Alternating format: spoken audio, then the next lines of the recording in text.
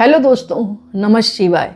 दोस्तों, आज मैं आपको बताऊंगी कि श्री दुर्गा सप्तशती का पाठ जो व्यक्ति करता है उसकी सभी मनोकामनाएं पूर्ण होती हैं, नौकरी में आ रही बाधाएं दूर होती हैं, संतान, भूमि, भवन, वाहन सभी मनोकामनाएं पूर्ण होती हैं। लेकिन ये पाठ जो है अगर सही समय पर ना किया जाए तो माता की कृपा जैसे प्राप्त होनी चाहिए वैसे प्राप्त नहीं हो पाती। तो दुर्गा सप्तशती का पाठ का शुभ समय क्या है? वैसे तो स्नान करने के बाद प्रातः काल सुबह करना चाहिए। सिर्फ पाठ का राहु काल जो अगर पड़ रहा हो वो त्याग दें। अगर समय राहु काल चल रहा हो तो अब अखबार में देखकर वो समय त्याग दें, क्योंकि राहु काल में अगर पाठ करते हैं तो अशुभ फल प्राप्त होता है। इस बात का आप ध्यान रखें, राहु काल का ध्यान रख के ही आप पाठ का आरंभ करें और प्रतिदिन हो सके तो राहु काल को आप अवॉइड कर दें। नवरात्र में अगर सही समय पर दुर्गा सप्तशती का पाठ किया तो कहा जाता है सिद्धियों की प्राप्ति होती है और माँ का आशीर्वाद साधक के ऊपर बना रहता है। इसके अलावा कहा जाता है कि जो साधक नवरात्रि में दुर्गा सप्तशती का पाठ करता है उसके घर में नकारात्मक ऊर्जा दूर होती है और सकारात्मक ऊर्जा का प्रभाव बना रहता है। दुर्गा सप्तशती में कुल 13 अध्याय हैं, जिन्हें 3 चरित्र, यूं कहे तो 3 हिस्सों में बांटा गया है। प्रथम चरित्र में जिसमें मधु कैटभ के वध की कथा है, मध्यम चरित्र में सेना सहित महिषासुर के वध की कथा है और उत्तम चरित्र में शुंभ निशुंभ वध और सूरत वैश्य को मिले देवी वरदान की कथा है। हर अध्याय के पाठ का अलग अलग फल प्राप्त होता है।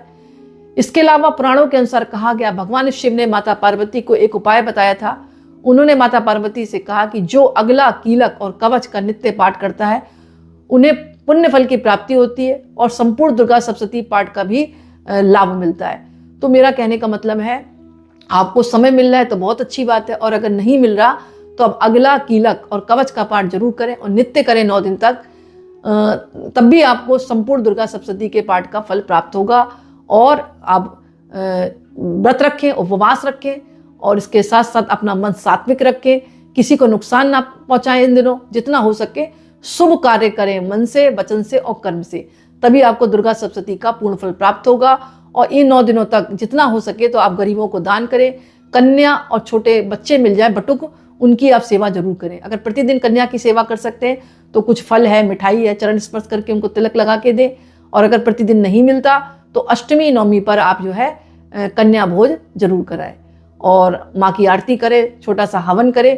अपने अकॉर्डिंग सभी ये सब करते हैं, लेकिन फिर भी अंत में अगर कुछ त्रुटि भूल चूक से रह जाती है तो क्षमा जरूर पढ़ें। जो दुर्गा सप्तशती में पाठ में एक क्षमा याचना भी लिखी है तो उसको भाव विभोर होकर पढ़ें। आपको अनंत गुना माँ का आशीर्वाद मिलेगा, आपके जीवन की सभी समस्याएं मुक्त होंगी और मनोकामनाएं पूर्ण होंगी। तो दोस्तों, छोटा सा वीडियो था, मुझे आशा है कि आपको पसंद आया होगा। पसंद आए तो लाइक करें, कमेंट में नमः शिवाय जरूर लिखें। चैत्र नवरात्रि है इसलिए सभी भक्तों से निवेदन है, जय माता दी जरूर लिखें।